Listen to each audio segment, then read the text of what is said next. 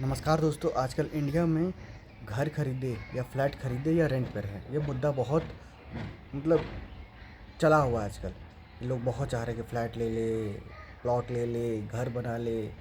और हमारे समाज में भी तो ऐसा कहा जाता है, अरे आज ले लो नहीं तो यही प्रॉपर्टी 10 साल बाद इतने का बिकेगा, उतना का बिकेगा, ज़मीन नहीं रहेगा।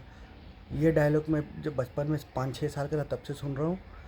और जितनी लेट से प्रॉपर्टियाँ डेवलप होती हैं वो उतना बेहतर होता है, इतना याद रखिएगा। आज से 20 साल पहले जो फ्लैट बनी होंगी, आज जो फ्लैट बिक रहा है कौन बढ़िया है? आज जो बिक रही हैं वो, उसमें फैसिलिटीज़ ज़्यादा है, उसमें अच्छे क्वालिटी के लिफ्ट लगे हुए हैं।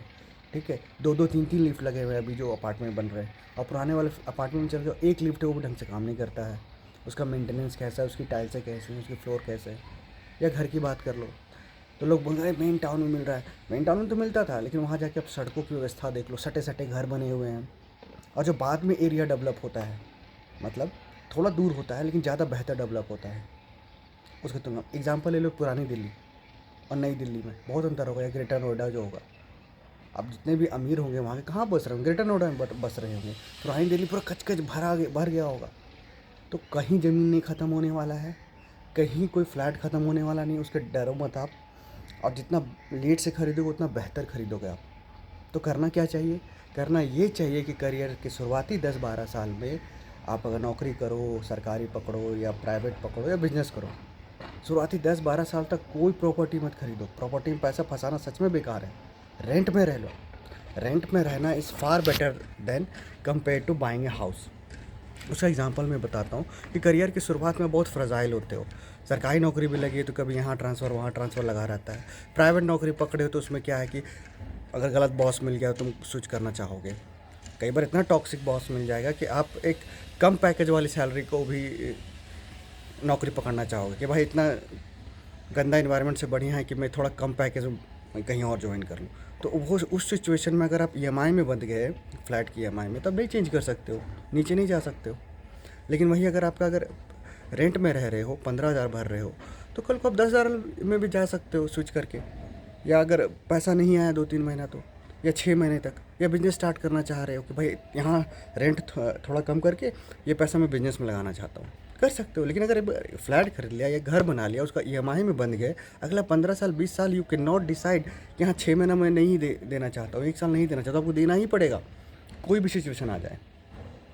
तो ये करो आप, ठीक है। इनिशियली बड़े लोन के चक्कर में मत फंसो आप।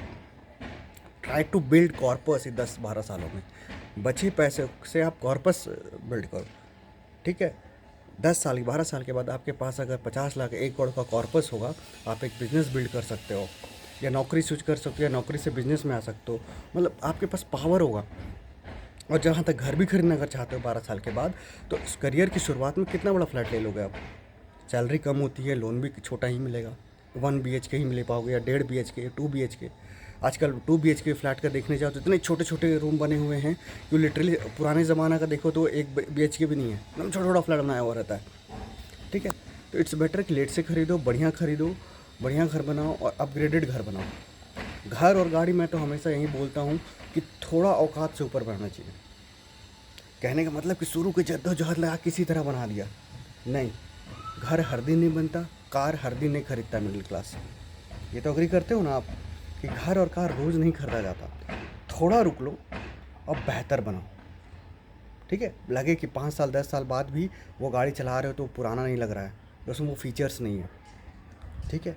या फिर घर में वो ऐसा नहीं लगे कि आजकल ये चल रहा है तो मेरे घर में ये फैसिलिटी नहीं है, या ये वार्डरोब नहीं है, इस डिज़ाइन का नहीं है। तो थोड़ा बेहतर लगाओ, थोड़ा पैसा लगेगा उस समय लेकिन बेहतर बनाओ।